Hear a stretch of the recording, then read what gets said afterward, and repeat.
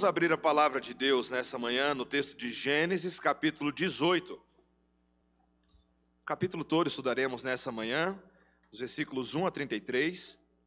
Gênesis 18.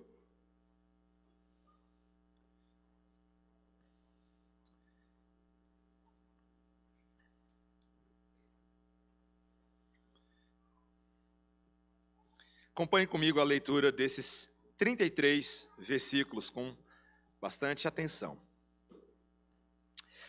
Apareceu o Senhor a Abraão nos carvalhais de Manre, quando ele estava sentado à entrada da tenda, no maior calor do dia. Levantou ele os olhos, olhou, e eis 3 homens de pé em frente dele. Vendo-os, correu da porta da tenda ao seu encontro, prostrou-se em terra e disse: Senhor meu, se acho mercê em tua presença, rogo-te que não passes do teu servo. Traga-se um pouco de água, lavai os pés e repousai debaixo desta árvore. Trarei um bocado de pão, refazei as vossas forças, visto que chegastes até vosso servo. Depois seguireis avante. Responderam: faze como disseste. Apressou-se, pois, Abraão para a tenda de Sara e lhe disse: amassa depressa 3 medidas de flor de farinha e faze pão assado ao borralho. Abraão, por sua vez, correu ao gado, tomou um novilho tenro e bom e deu-o ao criado, que se apressou em prepará-lo. Tomou também coalhada e leite e o novilho que mandara preparar e pôs tudo diante deles. E permaneceu de pé junto a eles debaixo da árvore. E eles comeram. Então lhe perguntaram: Sara, tua mulher, onde está? Ele respondeu: está aí na tenda. Disse um deles: certamente voltarei a ti daqui a 1 ano, e Sara, tua mulher, dará à luz um filho. Sara o estava escutando à porta da tenda atrás dele. Abraão e Sara eram já velhos, avançados em idade, e a Sara já lhe havia cessado o costume das mulheres.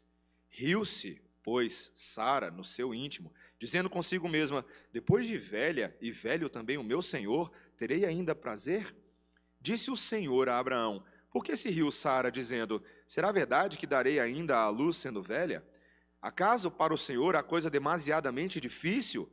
Daqui a 1 ano, neste mesmo tempo, voltarei a ti, e Sara terá um filho. Então Sara, receosa, o negou, dizendo: não me ri. Ele, porém, disse: não é assim, é certo que riste. Tendo-se levantado dali, aqueles homens olharam para Sodoma.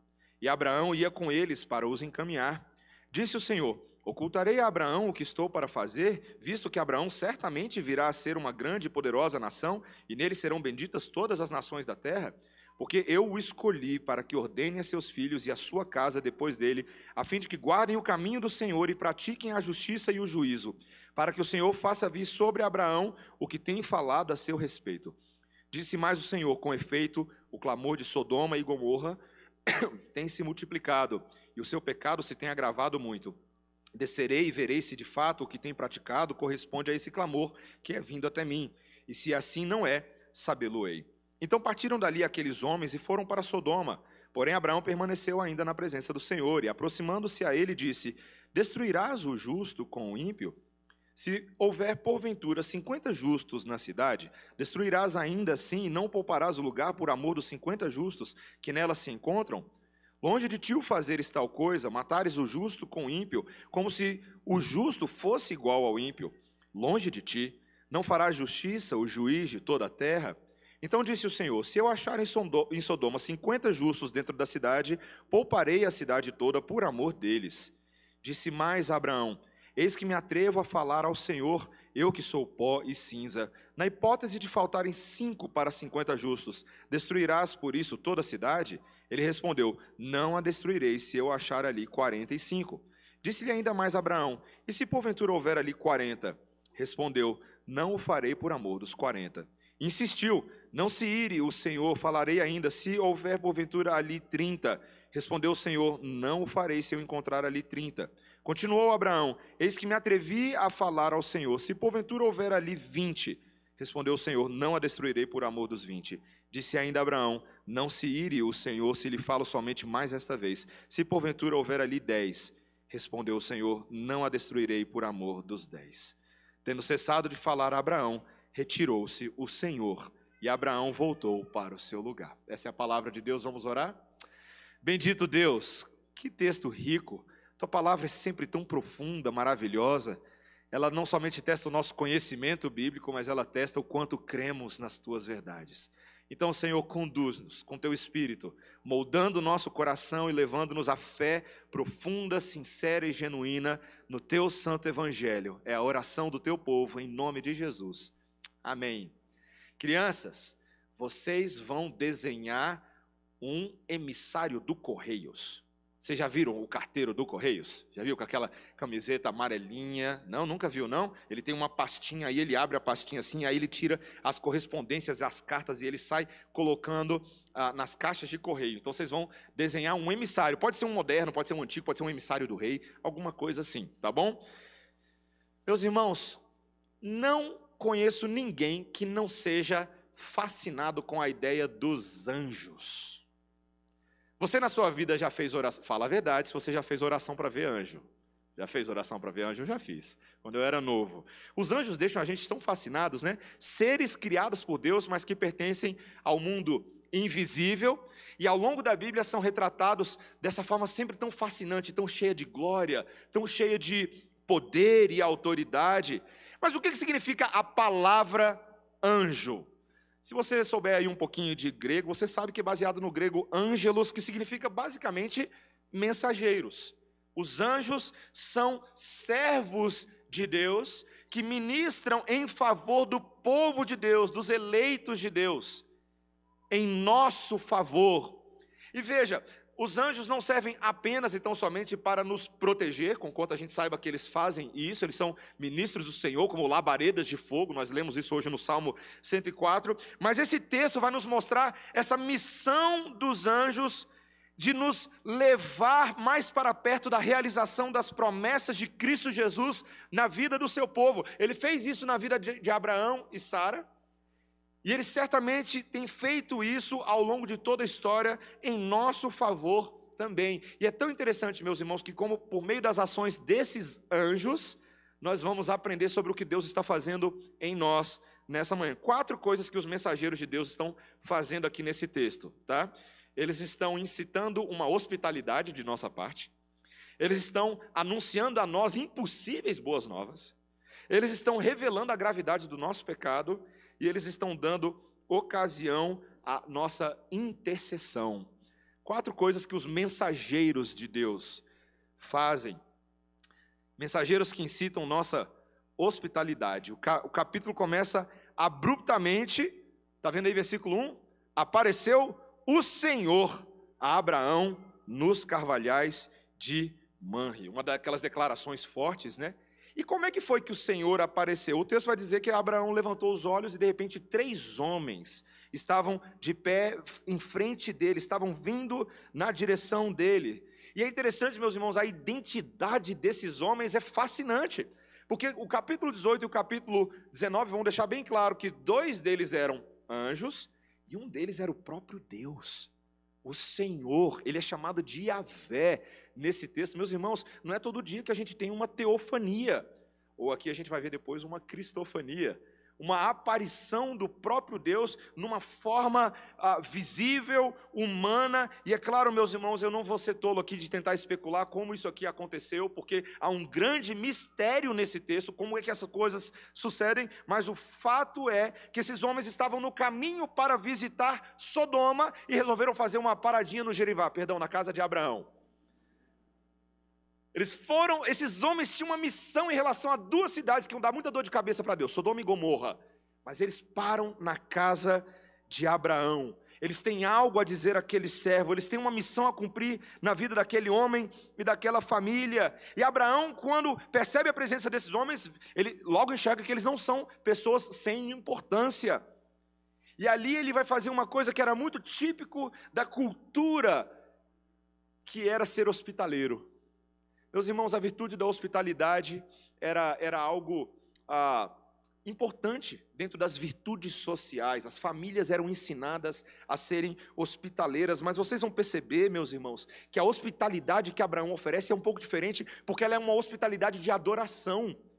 Ela é resultado do temor de Deus que Abraão tem em relação a esses homens. Ainda que a gente não saiba exatamente como Abraão está percebendo eles no primeiro momento, o texto diz que ele se dirige a um deles como Adonai, que significa Senhor. Veja, Adonai era uma palavra comum, poderia ser apenas um senhor humano, mas também era uma forma de se dirigir a Deus.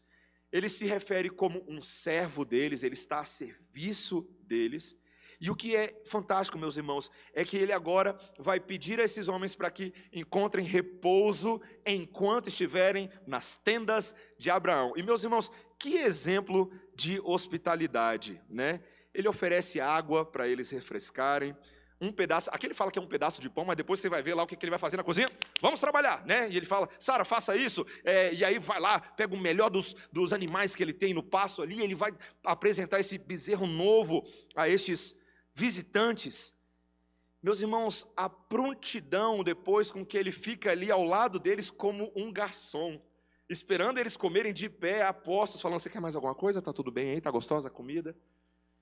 Meus irmãos, é tão importante nós percebermos que as virtudes nas Escrituras são incitadas pela percepção que a gente tem de quem Deus é na nossa vida. Não tem como nós pregarmos esse texto sem mencionar o texto que nós lemos de Hebreus capítulo 13. Lá em Hebreus capítulo 13, quando o autor de Hebreus está incitando o povo de Deus a uma série de virtudes sociais na família da fé, ele diz, exerçam a hospitalidade. E aí ele menciona Abraão indiretamente, porque alguns, sem saber, ao serem hospitaleiros, acolheram na sua casa anjos. Eu não sei você, né? Eu não sei se a gente sai acolhendo anjo todo dia que a gente exerce hospitalidade.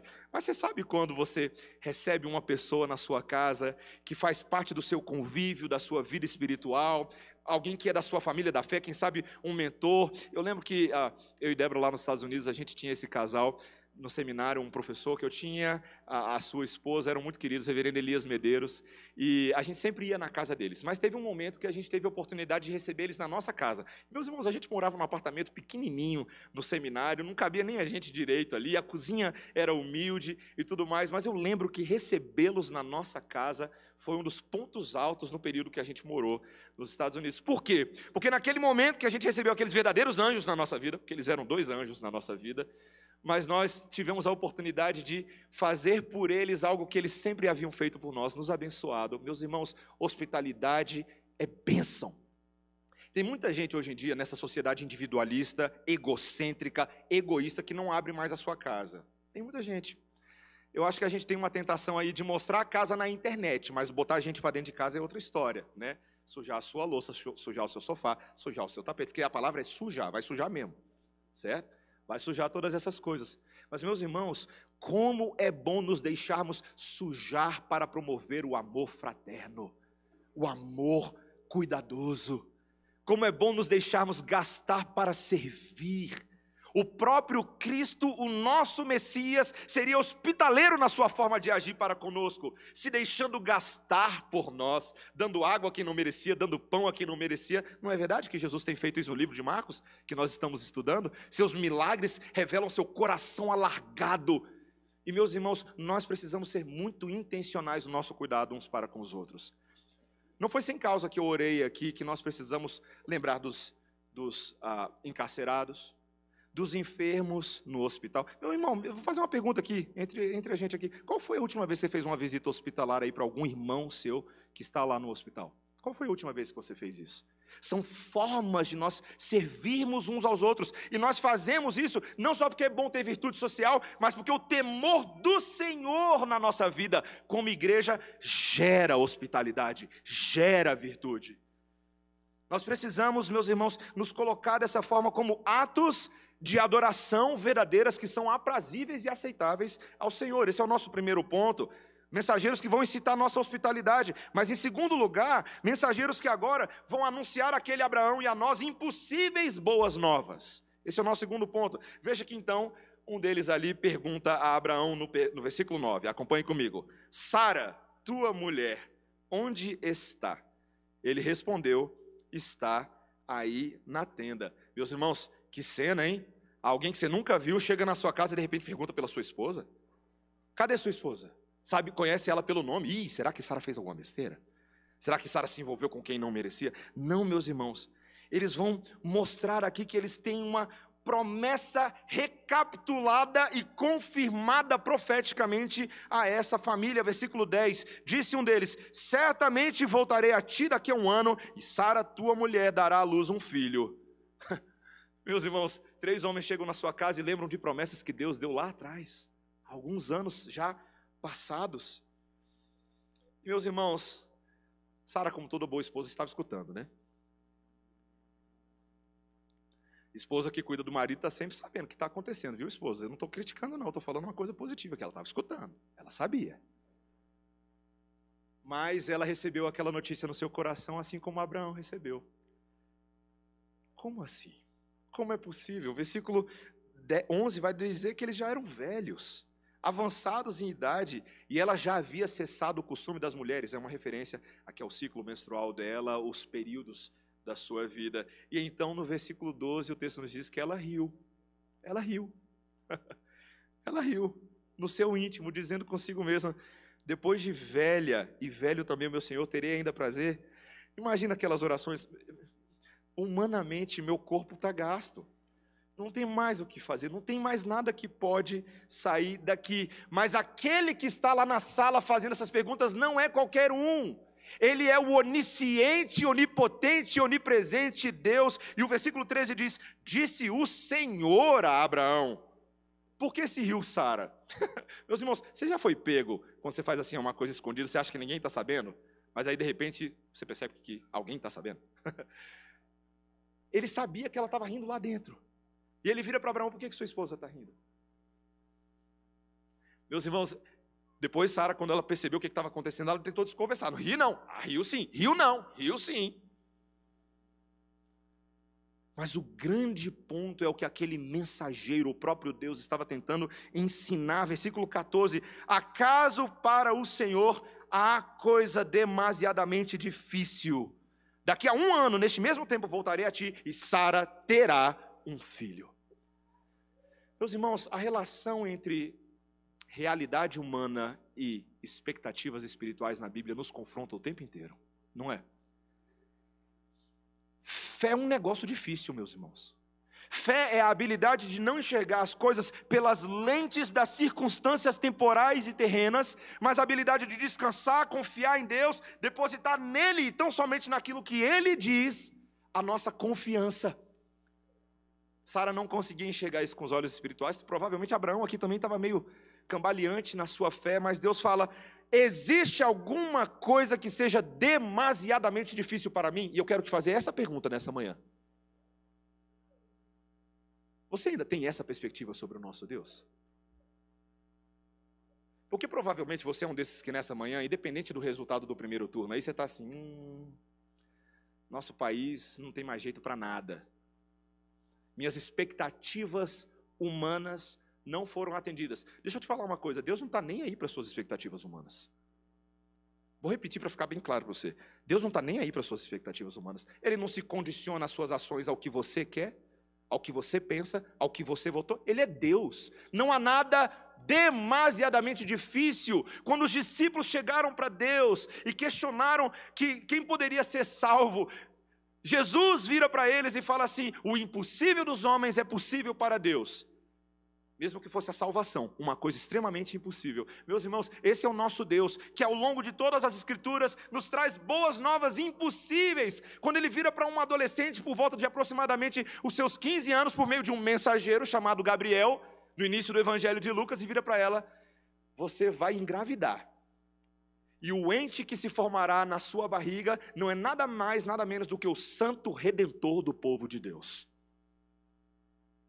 Demasiadamente difícil para os homens, nem um pouco impossível para Deus, porque o Redentor, o Cristo, nasceu, viveu, foi real, realizou os milagres, realizou a obra da redenção, morrendo na cruz, ressuscitando, e nós estamos aqui hoje, porque aquilo que parecia demasiadamente difícil para os homens, o impossível Deus fez. Nós estamos aqui hoje de manhã.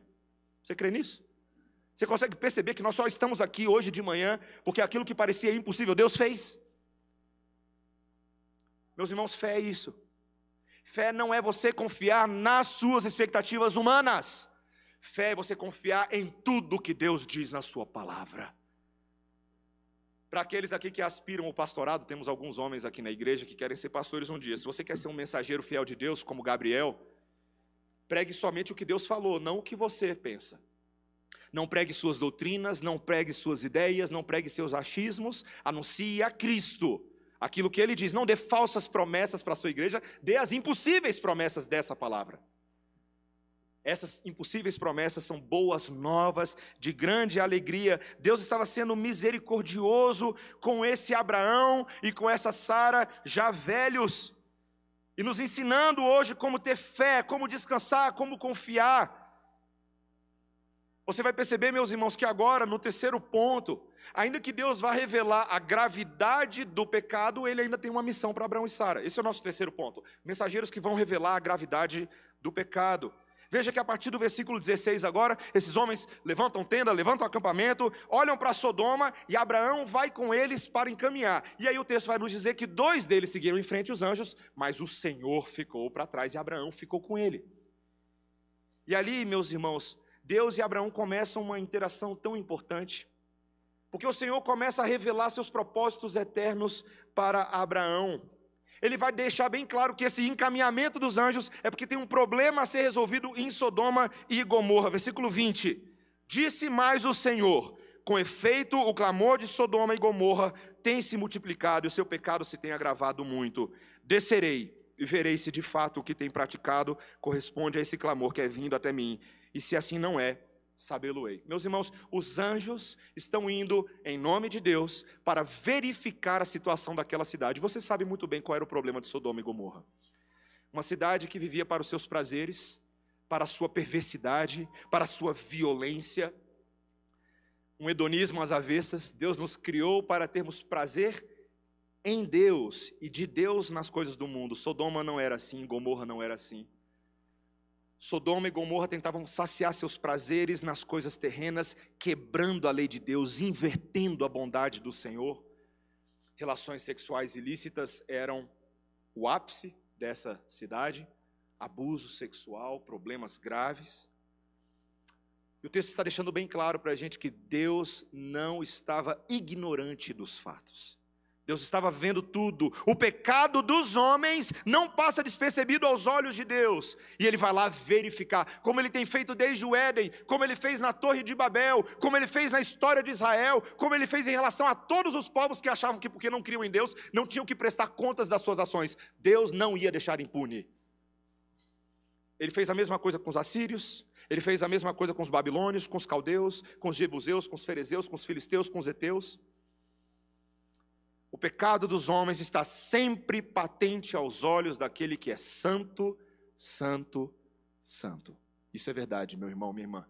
Eu sei que você está preocupado com o nosso país hoje, deveria mesmo. Nós temos que orar pela nossa nação, a coisa está feia, em muitos sentidos. Mas especialmente pelo abandono do Deus verdadeiro. Especialmente por isso, do qual procedem todos os outros pecados. Mas, veja que Deus ainda reserva para Abraão, ele mesmo, uma missão. Veja o que ele diz no versículo 18. Visto que Abraão certamente virá a ser uma grande e poderosa nação, e nele serão benditas todas as nações da terra, porque eu o escolhi para que ordene a seus filhos e a sua casa depois dele, a fim de que guardem o caminho do Senhor e pratiquem a justiça e o juízo, para que o Senhor faça vir sobre Abraão o que tem falado a seu respeito. No meio de uma geração de pecadores, dos quais Abraão também fazia parte, ele era um pecador, mas Deus o havia escolhido, Deus o havia separado para que ele e a sua família andassem nos caminhos da justiça do Senhor. Abraão, eu tenho uma missão para fazer em relação a Sodoma e Gomorra, mas eu tenho uma missão também para a sua família. Abraão, vocês devem ser luzeiros no meio de uma geração corrupta e pervertida. Se me permitem parafrasear aqui Filipenses capítulo 2. Vocês precisam, Abraão, caminhar de uma forma diferente. Você e a sua família. Eu ordeno que vocês pratiquem a justiça, que vocês se disciplinem na verdade, para que vocês não sucumbam ao espírito de Sodoma e Gomorra. Meus irmãos, não tem texto mais atual do que esse para a gente. Não tem. Não tem texto. Eu e vocês precisamos desesperadamente perceber qual é o método de Deus. Quando eu estava estudando esse versículo essa semana, meus irmãos, eu peguei minha Bíblia, eu tenho uma Bíblia de Genebra lá em casa, que eu rabisco ela todinha desde 1998. E quando eu li de novo esse versículo 19, eu estava lá, e falei assim, cara, esse negócio é forte demais para mim.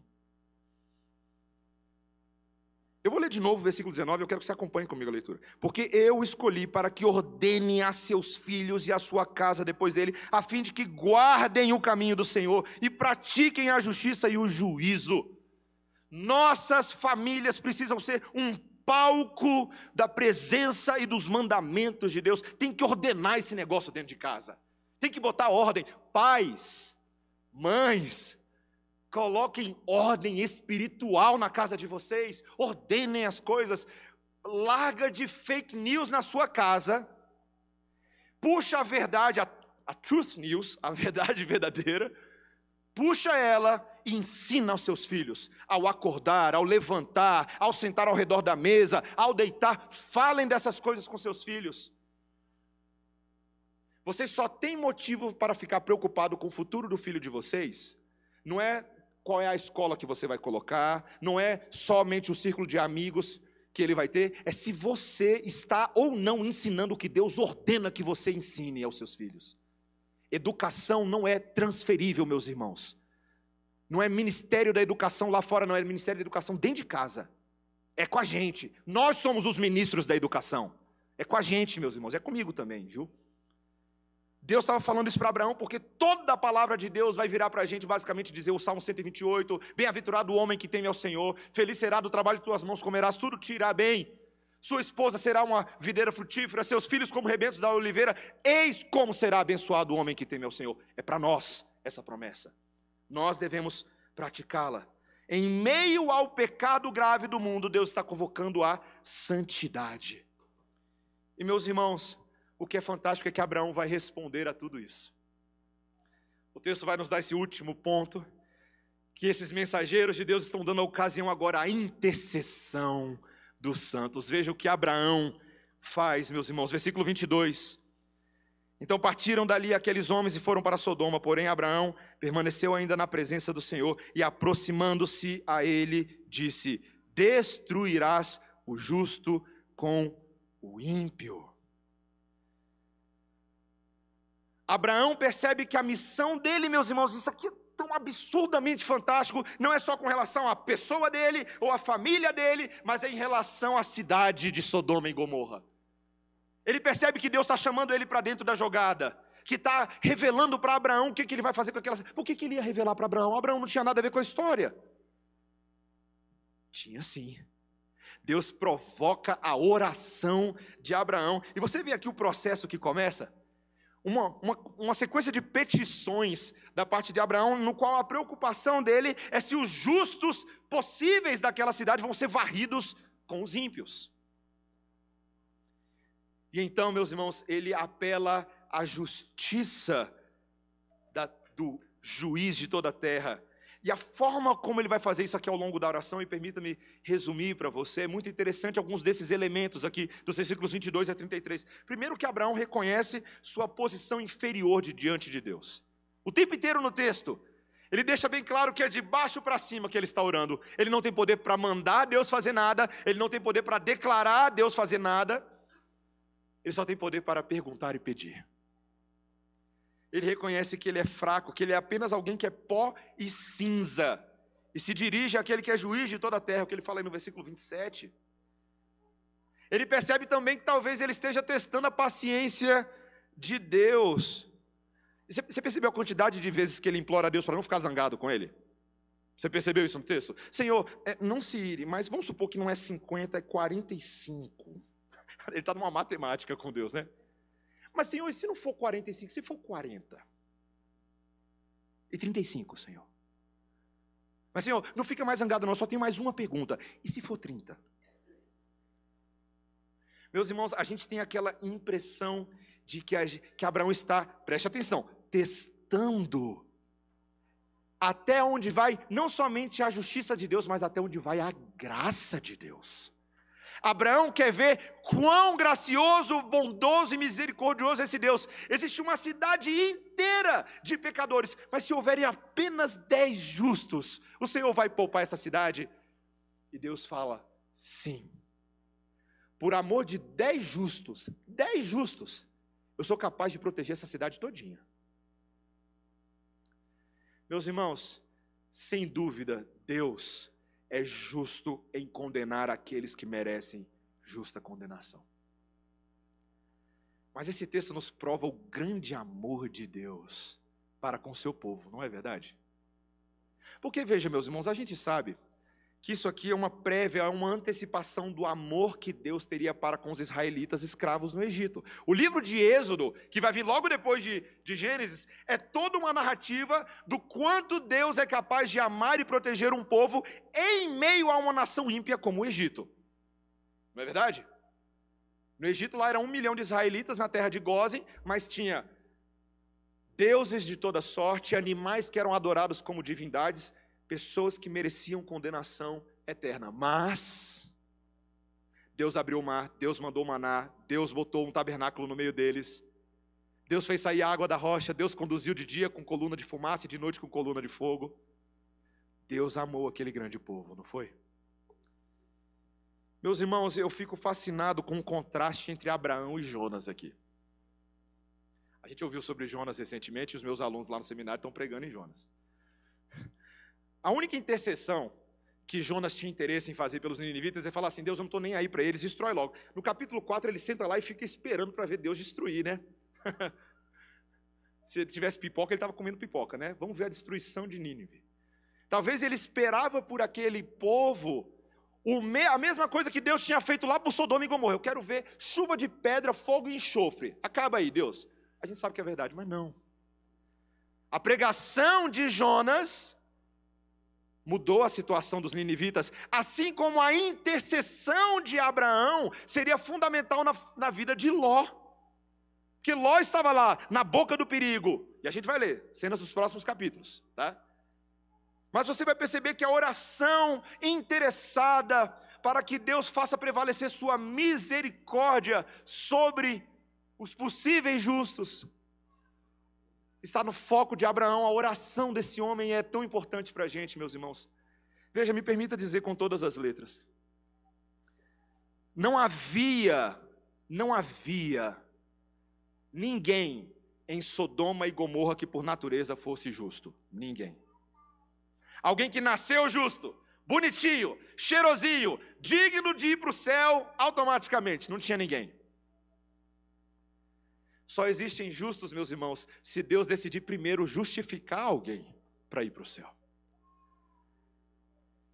Quando você olha para a vida de Abraão, você vai perceber que, na verdade, Abraão, a fé dele, os passos de obediência que ele deu com Sara e com a sua família, só foram possíveis porque Deus primeiro escolheu Abraão, resolveu a situação de Abraão, justificou Abraão e deu fé a Abraão para que ele cresça nas promessas de Deus. Meus irmãos, esse padrão do evangelho nas escrituras é tão chocante, de que Deus, para poder justificar alguém, ele tem que condenar alguém, porque alguém tem que pagar o débito. Então ele faz chover a sua chuva de fogo e enxofre sobre a cabeça de um justo israelita. De fato havia um justo, um obediente, um perfeito, um mensageiro da parte de Deus, que era o próprio Logos, que era a própria verdade, em quem não havia dolo, em quem não havia um resquício sequer de mentira ou contaminação das ideias erradas dos homens. Aquele que foi o fruto da impossível boa nova, era ele mesmo a boa nova. Ele era a verdade, o caminho e a vida. Meus irmãos, para que nós fôssemos justificados, era necessário que a justiça do justo de Deus fosse imputada a nós. E ele fez isso. Aquela cruz é um processo de transferência, de troca. É imputado sobre ele a nossa Sodoma e a nossa Gomorra, e nos é dada a nós a justiça dele, a graça dele. Meus irmãos, quão maravilhoso é o mensageiro Jesus para nós, não é verdade? Eu não me canso de falar do evangelho, meus irmãos, porque Deus não se cansa de anunciar o evangelho a nós. Ele olha a gravidade do nosso pecado, ele fala assim: vocês estão lascados, vocês não merecem nada. Mas nas moradas celestiais há tanto espaço para hospitalidade, meus irmãos. Deus é tão hospitaleiro, Ele é tão acolhedor. Ele nos recebe para si mesmo. Ele abre a casa e Ele prepara a casa para a gente. Provavelmente parte da crítica que ele tem a Marta, irmã de Maria, é porque a própria Marta não percebe a própria hospitalidade do Cristo que está na sala com ela. Ela está tentando servir a Jesus e fala assim, não, Marta, sou eu que estou servindo vocês. Eu que estou cuidando de vocês. Meus irmãos, Deus envia ministros angelicais, mensageiros da parte dele, para que nós os imitemos.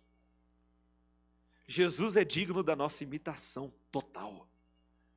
Os próprios anjos, fossem Gabriel, Miguel, tantos outros que agiram obedientemente, também são servos que nós devemos imitar. Nós devemos, meus irmãos, buscar essas coisas porque Deus está incutindo fé obediente em nosso coração para que nos assemelhemos a esses personagens. Em Cristo Jesus, pelo perdão de pecados, pela justiça nova que nos é dada, nós podemos interceder em favor uns dos outros. Você sabia que você pode olhar para essa Sodoma brasileira e falar assim, Senhor, tem o teu povo no meio disso aqui, né? Tem a tua igreja, cuida da tua igreja, Senhor. Tem misericórdia de nós. Senhor, tem um monte de encarcerados espirituais por aí, gente presa nos seus delitos e pecados, nas suas corrupções. Senhor, liberta esses encarcerados, Senhor. Tu és o nosso Moisés e veio para nos libertar do Egito desse mundo. Liberta esse povo da sua cegueira, da sua surdez espiritual. Interceda, meu irmão, minha irmã. Em vez de você ficar reagindo ao medo do segundo turno, tome as rédeas da sua vida espiritual e ore, confie no Rei dos Reis. Ele veio até este mundo para nos resgatar, para que nós possamos ir até Ele, estaremos eternamente na sua presença. Ore com confiança, para de viver com ansiedade, para de viver com medo. Meus irmãos, não dá para aceitar crente desesperado por causa de segundo turno, não dá. Está errado, é pecado. Que amnésia espiritual é essa? Você esqueceu de quem que a gente cantou aqui hoje? Você crê nele? Crê no Senhor que tem todo o poder e controle em suas mãos? E tem enviado a sua própria palavra pelo mensageiro da justiça para que você não tema. Meus irmãos, esse Deus é capaz de pegar uma estéril e fazer ela dar à luz. Esse é o nosso Deus, é o Deus da palavra. Por que que você está temendo? Por que que você está com medo? Aprendamos, meus irmãos, a descansar no mensageiro celestial. O correio dele funciona direitinho, viu? Que coisa boa. Essa palavra é conforto, consolo e alimento para as nossas almas nesse dia. Amém? Vamos orar, meus irmãos. Bendito Deus, a tua palavra nos incita à fé. Em nosso favor, o Senhor tem enviado não somente anjos, mas o anjo, o mensageiro da igreja, o próprio Iavé, que por misericórdia apareceu a esse Abraão e a essa Sara lá atrás. Mas, Senhor, tendo Deus se revelado de muitas maneiras aos nossos pais pelos profetas, hoje Ele tem se revelado a nós pelo Filho de Deus. E a sua palavra poderosa, confortadora, animadora e alegradora, ela nos convoca à imitação nessa manhã, Senhor. A intercessão, nos convoca à fé, nos convoca, Senhor, a não ficarmos rindo incredulamente, mas rirmos de alegria e confiança, Senhor. Faz essa obra no teu povo, faz essa obra em mim, Senhor.